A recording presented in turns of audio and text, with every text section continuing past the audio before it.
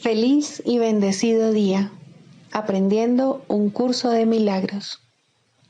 El secreto de la verdadera oración es olvidarte de las cosas que crees necesitar. Pedir algo específico es igual que ver el pecado primero y luego perdonarlo. Del mismo modo, al orar pasas por alto tus necesidades específicas, tal como las ves, y las dejas en manos de Dios. Ahí se convierten en los regalos que le haces, pues le dicen que no antepondrás otros dioses a Él, ni que quieres otro amor que el suyo. Este libro es un comienzo, no un final.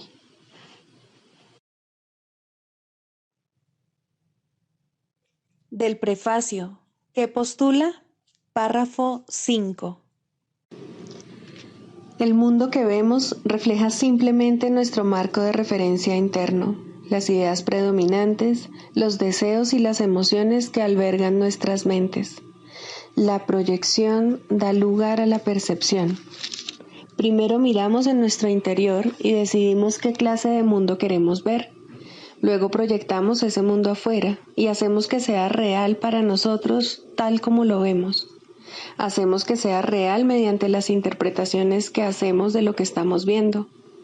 Si nos valemos de la percepción para justificar nuestros propios errores, nuestra ira, nuestros impulsos agresivos, nuestra falta de amor en cualquier forma que se manifieste, veremos un mundo lleno de maldad, destrucción, malicia, envidia y desesperación. Tenemos que aprender a perdonar todo esto, no porque al hacerlo seamos buenos o caritativos, sino porque lo que vemos no es real. Hemos distorsionado el mundo con nuestras absurdas defensas y por lo tanto estamos viendo lo que no está ahí. A medida que aprendamos a reconocer nuestros errores de percepción, aprenderemos también a pasarlos por alto, es decir, a perdonarlos. Al mismo tiempo nos perdonaremos al mirar más allá de los conceptos distorsionados que tenemos de nosotros mismos y ver el ser que Dios creó en nosotros como nosotros.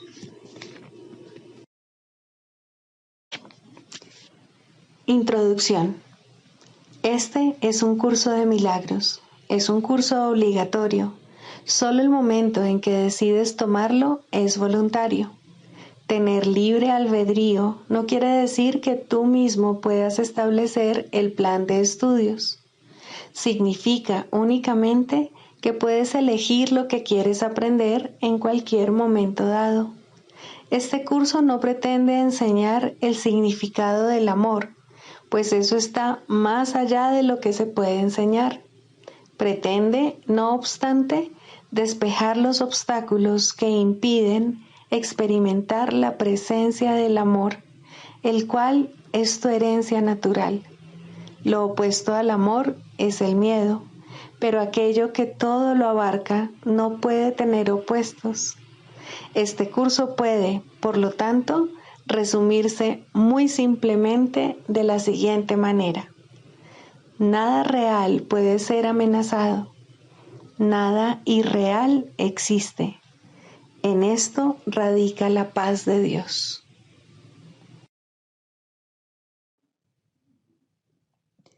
Capítulo 1.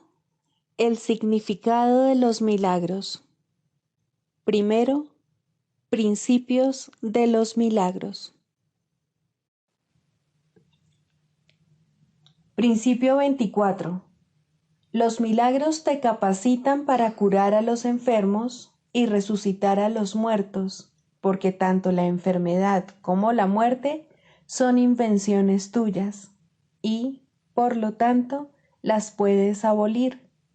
Tú mismo eres un milagro, capaz de crear a semejanza de tu Creador. Todo lo demás no es más que tu propia pesadilla y no existe. Solo las creaciones de luz son reales.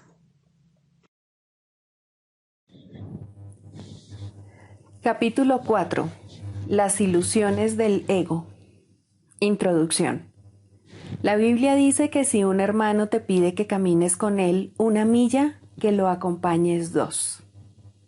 Ciertamente no sugiere que le retrases en su viaje, Tu dedicación a un hermano no puede tampoco retrasarte a ti. Solo puede conducir a un progreso mutuo. El resultado de una dedicación genuina es la inspiración, palabra que, si se entiende correctamente, es lo opuesto a la fatiga. Estar fatigado es estar desanimado, mas estar inspirado es estar en el espíritu. Ser egocéntrico es estar desanimado, mas estar centrado en sí mismo, en el buen sentido de la expresión, es estar inspirado o en el espíritu. Los verdaderamente inspirados están iluminados y no pueden morar en las tinieblas. Puedes hablar desde el espíritu o desde el ego, según elijas. Si hablas desde el espíritu, es que has decidido acatar las palabras: detente y reconoce que yo soy Dios. Estas son palabras inspiradas porque reflejan conocimiento. Si hablas desde el ego, estás renegando del conocimiento en vez de ratificándolo y, por lo tanto, estás desanimándote. No te embarques en viajes inútiles, pues ciertamente no llevan a ninguna parte. Puede que el ego los desee, pero el espíritu no puede emprenderlos porque nunca está dispuesto a apartarse de sus cimientos. El viaje a la cruz debería ser el último viaje inútil. No sigas pensando en él, sino dalo por terminado. Si puedes aceptarlo como tu último viaje inútil, serás libre también de unirte a mi resurrección. Hasta que no lo hagas, estarás desperdiciando tu vida, ya que ésta simplemente seguirá siendo una repetición de la separación, de la pérdida de poder, de los esfuerzos fútiles que el ego lleva a cabo en busca de compensación y, finalmente, de la crucifixión del cuerpo o muerte. Estas repeticiones continuarán indefinidamente hasta que voluntariamente se abandonen. No cometas el patético error de aferrarte a la vieja y rugosa cruz. El único mensaje de la crucifixión es que puedes superar la cruz. Hasta que no la superes, eres libre de seguir crucificándote tan a menudo como quieras. Este no es el evangelio que quise ofrecerte. Tenemos otro viaje que emprender, y si lees cuidadosamente las lecciones que aquí se ofrecen, éstas te ayudarán a prepararte para emprenderlo.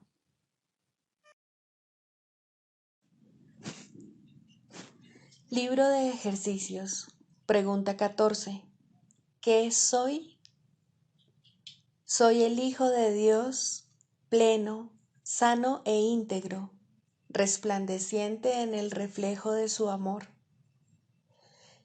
En mí, su creación se santifica y se le garantiza vida eterna. En mí, el amor alcanza la perfección, el miedo es imposible y la dicha se establece sin opuestos. Soy el santo hogar de Dios mismo. Soy el cielo donde su amor reside. Soy su santa impecabilidad misma, pues en mi pureza reside la suya propia. La necesidad de usar palabras está casi llegando a su fin ahora. Mas en los últimos días de este año que tú y yo juntos le ofrecimos a Dios, hemos encontrado un solo propósito, el cual compartimos. Y así te uniste a mí, de modo que lo que yo soy, tú lo eres también. La verdad de lo que somos no es algo de lo que se pueda hablar o describir con palabras. Podemos, sin embargo, darnos cuenta de la función que tenemos aquí y usar palabras para hablar de ello, así como para enseñarlo, si predicamos con el ejemplo. Somos los portadores de la salvación. Aceptamos nuestro papel como salvadores del mundo, el cual se redime mediante nuestro perdón conjunto. Y al concederle el regalo de nuestro perdón, éste se nos concede a nosotros. Vemos a todos como nuestros hermanos y percibimos todas las cosas como buenas y bondadosas. No estamos interesados en ninguna función que se encuentre más allá del umbral del cielo. El conocimiento volverá a aflorar en nosotros cuando hayamos desempeñado nuestro papel. Lo único que nos concierne ahora es dar la bienvenida a la verdad. Nuestros son los ojos a través de los cuales la visión de Cristo ve un mundo redimido de todo pensamiento de pecado. Nuestros los oídos que oyen la voz que habla por Dios, proclamar que el mundo es inocente. Nuestras las mentes que se unen conforme bendecimos al mundo. Y desde la unión que hemos alcanzado, invitamos a todos nuestros hermanos a compartir nuestra paz y a consumar nuestra dicha. Somos los santos mensajeros de Dios que hablan en su nombre y que al llevar su palabra a todos aquellos que Él nos envía, aprendemos que está impresa en nuestros corazones. Y de esta forma, nuestras mentes cambian con respecto al objetivo para el que vinimos y al que ahora procuramos servir. Le traemos buenas nuevas al Hijo de Dios que pensó que sufría. Ahora ha sido redimido, y al ver las puertas del cielo abiertas ante Él, entrará y desaparecerá en el corazón de Dios. Lección 357. La verdad contesta toda invocación que le hacemos a Dios, respondiendo en primer lugar con milagros y retornando luego a nosotros para ser ella misma. El perdón, el reflejo de la verdad, me enseña cómo ofrecer milagros y así escapar de la prisión en la que creo vivir. Tu santo Hijo me es señalado, primero en mi hermano y después en mí. Tu voz me enseña con gran paciencia a oír tu palabra y a dar tal como recibo. Y conforme contemplo a tu Hijo hoy, oigo tu voz indicándome la manera de llegar a ti, tal como tú dispusiste que ésta debía ser.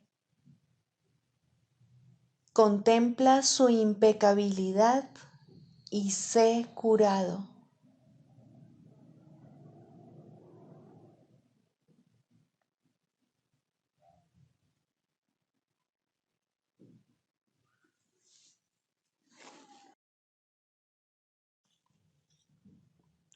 Del Manual para el Maestro, pregunta 4. ¿Cuáles son las características de los maestros de Dios? 3. Tolerancia. Los maestros de Dios no juzgan. Juzgar es ser deshonesto, pues es asumir un papel que no te corresponde. Es imposible juzgar sin engañarse uno a sí mismo. Juzgar implica que te has engañado con respecto a tus hermanos. ¿Cómo entonces no te ibas a haber engañado con respecto a ti mismo?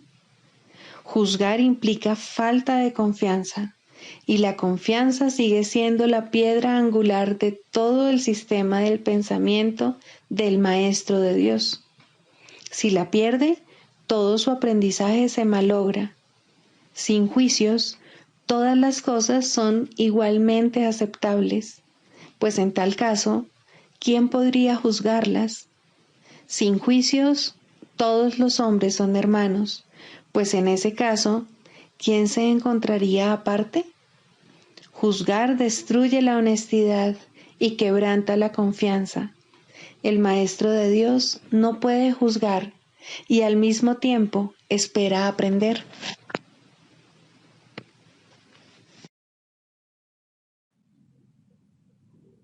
Manual para el Maestro. 23. ¿Juega Jesús un papel especial en la curación? Los dones de Dios rara vez pueden recibirse directamente. Aún los maestros de Dios más avanzados sucumben a las tentaciones de este mundo. ¿Sería justo entonces que se le negara la curación a sus alumnos por esa razón? La Biblia dice, pide en el nombre de Jesucristo. ¿Es esto simplemente una invocación a la magia? Un nombre no cura, ni tampoco puede una invocación generar ningún poder especial. ¿Qué significado puede tener entonces apelar a Jesucristo? ¿Qué confiere el invocar su nombre? ¿Por qué forma parte de la curación pedir en su nombre? Hemos repetido en muchas ocasiones que alguien que haya aceptado perfectamente la expiación para sí mismo puede sanar el mundo. En efecto, ya lo ha hecho. La tentación podrá volver a acosar a otros, pero nunca a ese. Él se ha convertido en el Hijo de Dios resucitado. Ha vencido a la muerte al haber aceptado la vida. Se ha reconocido a sí mismo tal como Dios lo creó, y al hacerlo, ha reconocido que toda cosa viviente forma parte de él. Ahora su poder es ilimitado porque es el poder de Dios. De esta manera, su nombre se ha convertido en el nombre de Dios, pues ya no se considera a sí mismo separado de él. ¿Qué significa esto para ti? Significa que al recordar a Jesús, estás recordando a Dios. Toda la relación del Hijo con el Padre radica en Jesús. Su papel en la filiación es también el tuyo, y el hecho de que Él completó su aprendizaje garantiza tu éxito. ¿Se encuentra Él aún disponible para venir en tu ayuda? ¿Qué dijo Él mismo al respecto? Recuerda sus promesas y pregúntate honestamente si sería posible que no las fuese a cumplir. ¿Puede Dios fallarle a su Hijo? ¿Y puede quien es uno con Dios ser distinto de Él? El que trasciende el cuerpo trasciende también toda limitación. ¿Cómo no iba a estar disponible el más grande de los maestros para aquellos que lo siguen? El nombre de Jesucristo como tal no es más que un símbolo, pero representa un amor que no es de este mundo. Es un símbolo que se puede usar sin riesgo para reemplazar a los innumerables nombres de todos los dioses a los que imploras. Constituye el símbolo resplandeciente de la palabra de Dios, tan próximo a aquello que representa, que el ínfimo espacio que hay entre ellos desaparece en el momento en que se evoca su nombre. Recordar el nombre de Jesucristo es dar gracias por todos los dones que Dios te ha dado. Y la gratitud hacia Dios se convierte en la manera en que Él es recordado, pues el amor no puede estar muy lejos de una mente y un corazón agradecidos. Dios puede entonces entrar fácilmente, porque estas son las verdaderas condiciones que hacen posible tu retorno al hogar. Jesús ha señalado el camino, ¿por qué no habrías de estarle agradecido? Te ha pedido amor, mas solo para Él poder dártelo a ti. Tú no te amas a ti mismo, pero para Jesús, tu hermosura es tan absoluta e inmaculada que ve en ella la imagen de su Padre. Tú te conviertes en el símbolo de su Padre aquí en la tierra. Él tiene sus esperanzas puestas en ti porque no ve límites en ti, ni mancha alguna que opaque tu hermosa perfección. La visión de Cristo resplandece en sus ojos con perfecta constancia. Él ha permanecido contigo. ¿No te gustaría aprender la lección de la salvación valiéndote de lo que él ya aprendió? ¿Para qué empezar de nuevo cuando él ya recorrió la jornada por ti? Nadie en la tierra puede entender plenamente lo que es el cielo, ni cuál es el verdadero significado de su creador. Sin embargo, tenemos testigos. A ellos es a quienes el que es sabio debe acudir. Han existido personas cuyo conocimiento sobrepasó con mucho lo que nosotros podemos aprender, y no queremos enseñar las limitaciones que nos hemos impuesto. Nadie que se haya convertido en un maestro de Dios verdadero y completamente dedicado se olvida de sus hermanos. Lo que les puede ofrecer, no obstante, se ve limitado por lo que él mismo ha aprendido. Dirígete entonces hacia uno que abandonó todo límite y fue más allá del alcance más elevado que el aprendizaje puede ofrecer. Él te llevará consigo, pues no llegó hasta allí solo. Estabas con él entonces, tal como lo estás ahora. Este curso procede de él, porque sus palabras llegan a ti en un lenguaje que puedes amar y comprender. ¿Puede haber otros maestros que señalen el camino a aquellos que hablan lenguas distintas y recurren a símbolos diferentes? Por supuesto que sí. ¿Dejaría Dios a uno solo de sus hijos sin una ayuda muy real en tiempos de tribulación, sin un Salvador que lo representase? Aún así, necesitamos un programa de estudios polifacético, no porque el contenido sea diferente, sino porque los símbolos tienen que modificarse y cambiar para poder ajustarse a las diferentes necesidades. Jesús ha venido a responder las tuyas. En él hallarás la respuesta de Dios. Enseña, entonces, con él, pues él está contigo. Él siempre está aquí.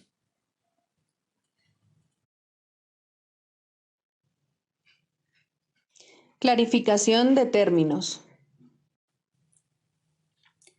Jesús, Cristo. No necesitas ayuda para entrar en el cielo, pues jamás te ausentaste de él, pero sí necesitas una ayuda que proceda de más allá de ti, pues te encuentras limitado por falsas creencias con respecto a tu identidad, la cual solo Dios estableció en la realidad. Los ayudantes que se te proveen varían de forma, aunque ante el altar son uno solo. Más allá de cada uno de ellos se encuentra un pensamiento de Dios, y esto jamás ha de cambiar. Pero sus nombres difieren por un tiempo, puesto que el tiempo necesita símbolos, siendo de por sí irreal. Sus nombres son legión, pero no nos extenderemos más allá de los nombres que el curso en sí plantea. Dios no provee ayuda, pues no sabe de necesidades. Sin embargo, Él crea todos los ayudantes que su Hijo pueda necesitar, mientras éste siga creyendo que sus fantasías son reales. Dale gracias a Dios por ellos, pues son quienes te conducirán de regreso a tu hogar. El nombre de Jesús es el nombre de uno que, siendo hombre, vio la faz de Cristo en todos sus hermanos y recordó a Dios. Al identificarse con Cristo, dejó de ser un hombre y se volvió uno con Dios. El hombre era una ilusión, pues parecía ser un ser separado que caminaba por su cuenta dentro de un cuerpo que aparentemente mantenía a su ser separado de su ser, como hacen todas las ilusiones. Pero, ¿quién puede salvar a menos que, al ver las ilusiones, las identifique como lo que son? Jesús sigue siendo un Salvador porque vio lo falso y no lo aceptó como la verdad. Cristo necesitó su forma para poder presentarse ante los hombres y salvarlos de sus ilusiones.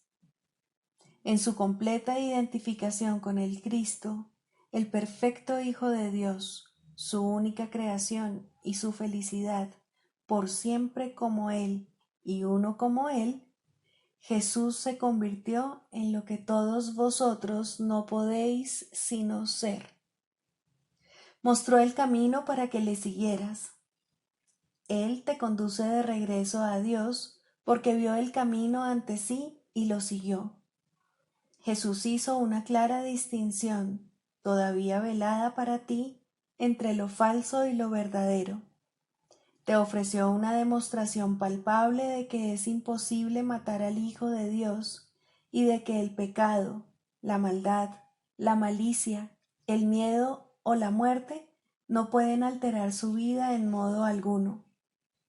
Todos tus pecados, por lo tanto, te han sido perdonados, ya que jamás tuvieron consecuencia alguna, y así no fueron más que sueños. Levántate con aquel que te mostró esto, ya que se lo debes por haber compartido contigo tus sueños para que pudieran ser disipados, y todavía los comparte para mantenerse en unión contigo. ¿Es Él el Cristo? Por supuesto que sí, junto contigo. Su vida en la tierra no fue lo suficientemente larga como para poder enseñar la poderosa lección que aprendió por todos vosotros, mas Él permanecerá contigo para conducirte desde el infierno que tú hiciste hasta Dios. Y cuando unas tu voluntad a la suya, verás a través de su visión, pues los ojos de Cristo se comparten. Caminar con Él es algo tan natural como caminar con un hermano al que conoces desde que naciste, pues eso es en verdad lo que Él es. Se han hecho amargos ídolos de aquel que solo quiere ser un hermano para el mundo. Perdónale tus fantasías y comprende lo mucho que amarías a un hermano así, pues Él por fin le brindará descanso a tu mente y la llevará contigo ante tu Dios. ¿Es Él el único ayudante de Dios? Por supuesto que no, pues Cristo adoptará muchas formas con diferentes nombres hasta que se reconozca la unicidad de todas ellas. Mas para ti, Jesús es el portador del único mensaje de Cristo acerca del amor de Dios. No tienes necesidad de ningún otro. Es posible leer sus palabras y beneficiarse de ellas sin aceptarle en tu vida, mas Él te ayudaría todavía más si compartieses con Él tus penas y alegrías y renunciases a ambas para hallar la paz de Dios. Con todo, lo que Él quiere que aprendas más que nada sigue siendo la lección que vino a enseñar, la cual reza así: la muerte no existe porque el Hijo de Dios es como su Padre. No puedes hacer nada que pueda alterar el amor eterno. Olvida tus sueños de pecado y de culpabilidad, y en su lugar, ven conmigo a compartir la resurrección del Hijo de Dios, y trae contigo todos aquellos que Él te ha enviado para que cuides de ellos como yo cuido de ti.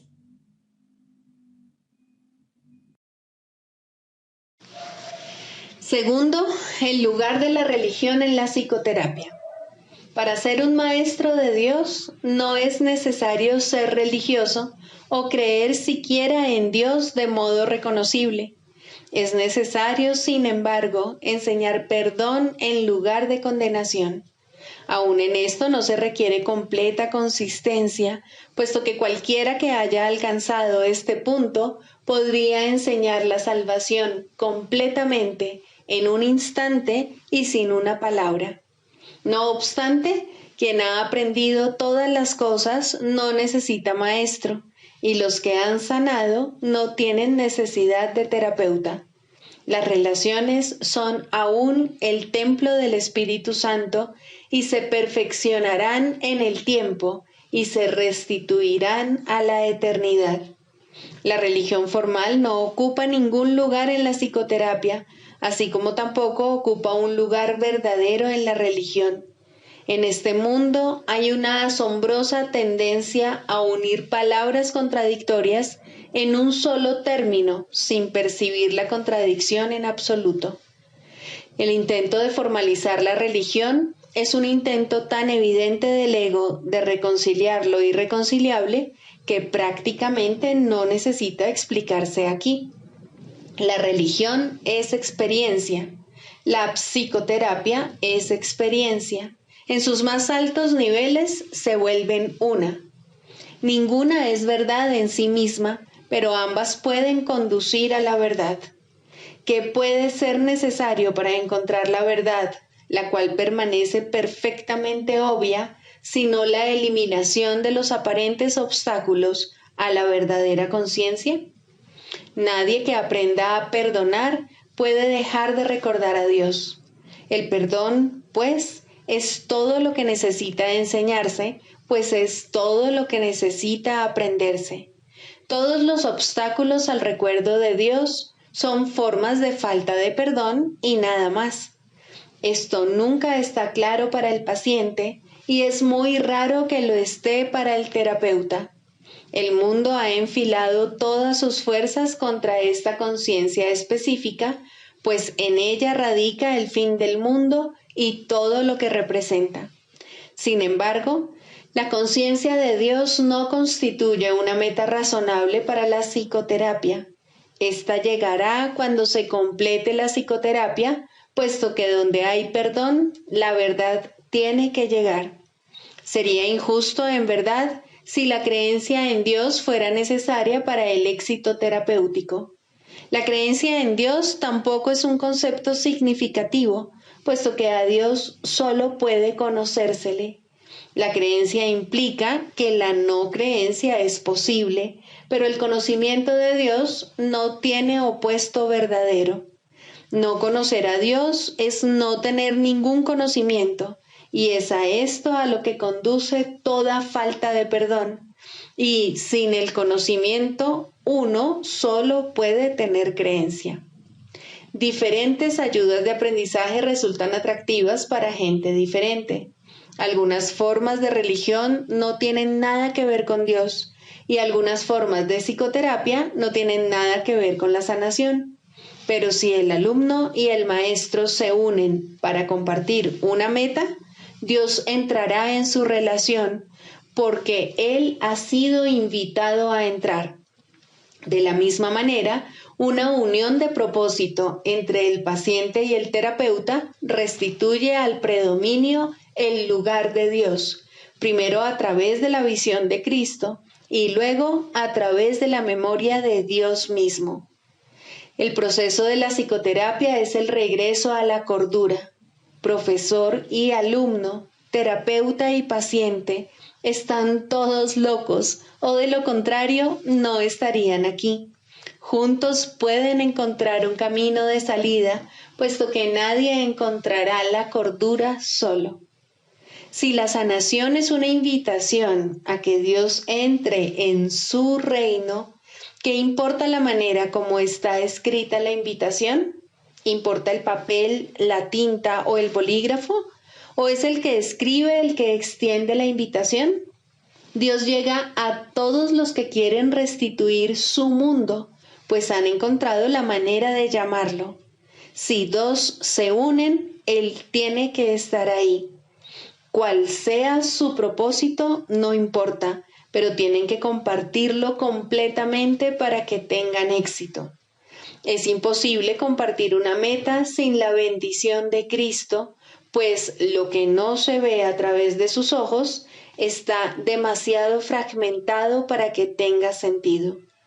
De la misma manera que la verdadera religión sana, la verdadera psicoterapia debe ser religiosa, pero ambas tienen muchas formas, pues ningún buen maestro utiliza la misma aproximación con todos los alumnos. Por el contrario, escucha pacientemente a cada uno y lo deja formular su propio currículo, no la meta de éste, sino la manera como puede alcanzar mejor la meta que se propone. Tal vez el maestro no piensa en Dios como parte de la enseñanza. Tal vez el psicoterapeuta no entiende que la sanación procede de Dios. Pueden tener éxito allí donde fallan muchos que creen que han encontrado a Dios. ¿Qué tiene que hacer el maestro para asegurar el aprendizaje? ¿Qué tiene que hacer el terapeuta para conseguir la sanación? Solo una cosa, el mismo requisito que la salvación pide de todos. Cada uno debe compartir una meta con alguien más y al hacerla, perder todo sentido de intereses separados. Solo cuando se hace esto es posible trascender los estrechos límites que el ego quiere imponerle al yo. Solo al hacer esto, maestro y alumno, terapeuta y paciente, tú y yo podemos aceptar la expiación y aprender a darla tal como se recibió. La comunión es imposible si se está solo. Nadie que permanece aparte puede recibir la visión de Cristo. Se le está ofreciendo, pero no puede extender su mano para recibirla. Que se aquiete y reconozca que la necesidad de su hermano es la suya propia, y que entonces satisfaga la necesidad de su hermano como suya y vea que éstas se satisfacen como si fueran una sola, porque lo son. ¿Qué es la religión sino un instrumento para ayudarle a ver que esto es así? ¿Y qué es la psicoterapia sino una ayuda en esa misma dirección precisamente? Es la meta la que convierte estos procesos en lo mismo, pues son uno en propósito y por consiguiente deben ser uno en los medios.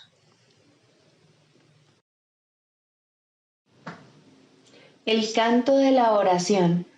Quinto, el final de la escalera. La oración es un camino a la verdadera humildad, y aquí se eleva lentamente una vez más y crece en fuerza, amor y santidad. Deja que abandone el suelo desde donde comienza a elevarse hacia Dios, y la verdadera humildad vendrá por fin a agraciar la mente que pensó que se enfrentaba al mundo sola. La humildad trae paz, porque no afirma que tú debas regir el universo ni juzgar las cosas en función de cómo tú quisieras que fuesen. Deja a un lado felizmente todos los insignificantes dioses, no con resentimiento, sino con honestidad y con el reconocimiento de que no sirven para nada. Las ilusiones y la humildad tienen metas tan dispares que no pueden coexistir ni compartir una morada donde pudieran encontrarse. Allí donde una llega, la otra desaparece. Los que son verdaderamente humildes no tienen otra meta que Dios, porque no necesitan ídolos, y la defensa ya no tiene objeto. Los enemigos son inútiles ahora, pues la humildad no es confrontativa. No se oculta avergonzada porque está satisfecha con lo que es, en el conocimiento de que la creación es la voluntad de Dios. Su falta de egoísmo es el ser, y esto es lo que ve en cada encuentro, en los que gustosamente se une a cada hijo de Dios, cuya pureza reconoce y comparte con él. Ahora la oración se eleva por encima del mundo de las cosas, de los cuerpos y de los dioses de todo tipo, y por fin puedes descansar en santidad. La humildad ha venido a enseñarte cómo entender la gloria que es tuya por ser hijo de Dios y a reconocer la arrogancia del pecado. Un sueño ocultaba la faz de Cristo de ti, mas ahora puedes contemplar su impecabilidad. La escalera ha llegado muy alto, ya casi estás en el cielo. Es muy poco lo que queda por aprender antes de que la jornada finalice. Ahora puedes decir a todo aquel que venga a unirse contigo en oración: no puedo ir sin ti, pues eres parte de mí. Y así es, en verdad. Ahora puedes orar solo por lo que realmente compartes con Él, pues has comprendido que nunca se marchó y que tú, que parecías estar solo, eres uno con Él. Este es el final de la escalera, pues ya no hay nada más que aprender. Ahora te encuentras ante el umbral del cielo con tu hermano a tu lado. Los jardines son amplios y serenos, pues ahí el lugar señalado para el momento en que debías venir ha estado esperando por ti desde hace mucho. Ahí finaliza el tiempo para siempre. En ese umbral, la eternidad misma se une a ti. La oración se ha convertido en lo que siempre estuvo destinada a ser, pues has reconocido al Cristo en ti.